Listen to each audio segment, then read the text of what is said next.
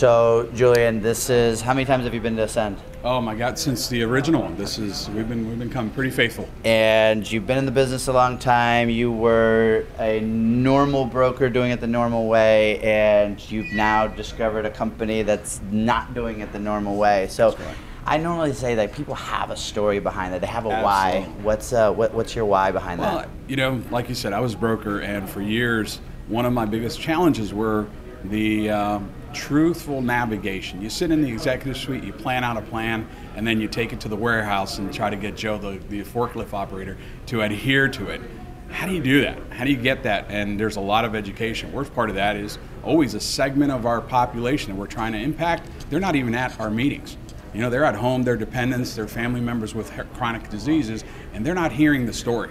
So if you're asking them to do something, how do you cross that barrier? So that's been a challenge. That's one of those things that you got to make sure they understand it. If you make it complex, you lose them. So sometimes simplicity works, but sometimes you need to just make sure you have engagement and involve them. So that's been one of the things that I always looked at to make sure we had the right customer service support.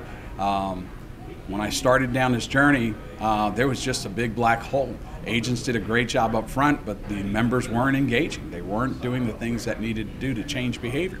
You did the same thing, had the same results. So Insanity. we needed to change behavior. So you've had lots of conversations with lots of employers, with lots of advisors. You know what works. What's that thing? What's that strategy? What's that talk track you know that works? Well, we've all been there, right? You're in the warehouse. Like I said, you've laid out a plan, and CEOs bought into it, CFOs bought into it, but the HR director says, okay, now how are we going to get folks to jump?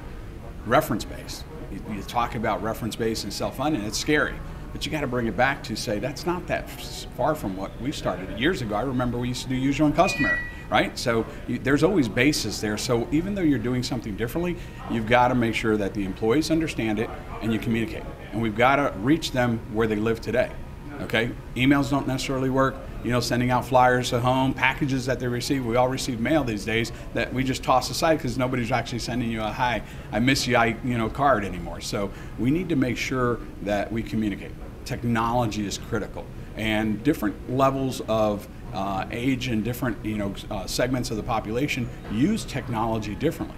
Sometimes they just want to talk on the phone and reach out. Sometimes they actually want to engage and chat. And sometimes they're going to do all their own self-service, including maybe chronic diagnostic on their own. So you give them the tools that get them to the path. So you have to change the behavior to have different results. But you got to meet them where they live today. You can't just expect to use old technology or use the same old process.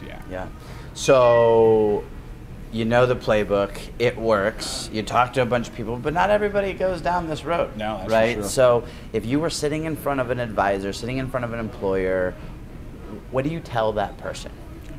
You got to tell a different story.